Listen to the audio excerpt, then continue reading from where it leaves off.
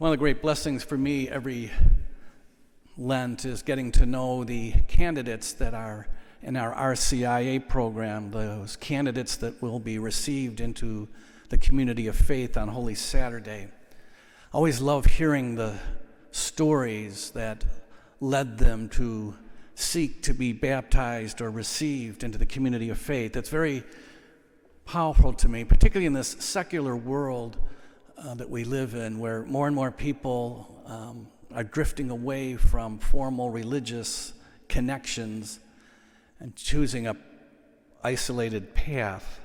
To hear these stories of people responding to the religious yearnings or spiritual yearnings in their hearts is very moving. Some of our candidates were not raised in any formal religious background. Others, for whatever reasons, drifted away from the faith of their childhood. Some are getting married and they look to wanting to share a common faith tradition as they begin their marriage. Others have just been aware for many years that they're being called to a deeper relationship with Christ, deeper sense of the sacred in the world. These candidates are remarkable to get to know, but even more than just getting to know them is what they say to us. Sometimes they see things that we don't see. They help us to appreciate things that we take for granted. They open our hearts to the fact that God is very much at work in the world.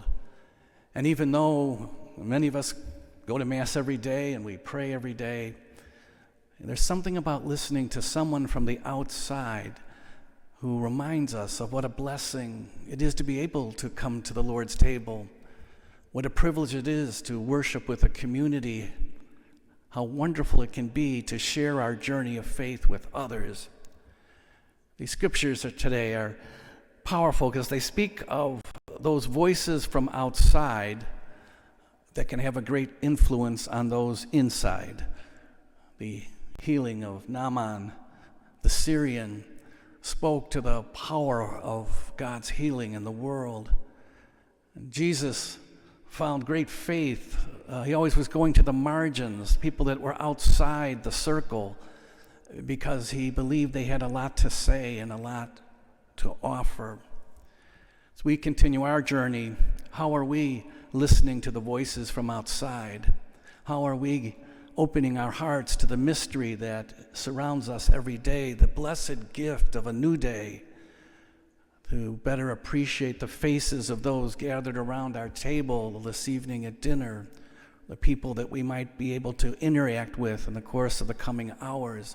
These all can be occasions of feeling the power of Christ at work in the world, to see how we are instruments of the power of Christ to others, by what we say and do, the language that we use, the way we react to things, the generous spirit that can call us to a better appreciation of the needs of others. They're all profoundly spiritual realities, and realities we are invited to consider on this Lenten day.